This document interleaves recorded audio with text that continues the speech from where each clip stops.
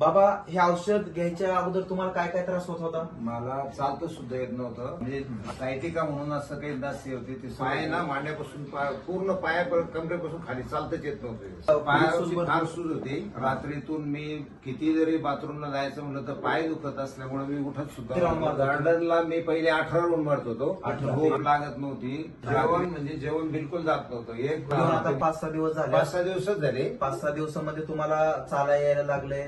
चाला यायला लागले म्हणजे खूपच चांगलं. त्रास सगळाच कमी झाला. शांत झोप लागते. चालायला पण खूप चांगलं. कितीही चाला वाटतं आता. आणि पोट पण साफ होतं. या पुढे म्हणजे जेवण बिलकुल जात नव्हतं. एक कधी मिसेसने एक भाकरी जरी वाढली तर मी तिथून अर्धी परत करत होतो. आता 1.5 वाढली तरी घेतो.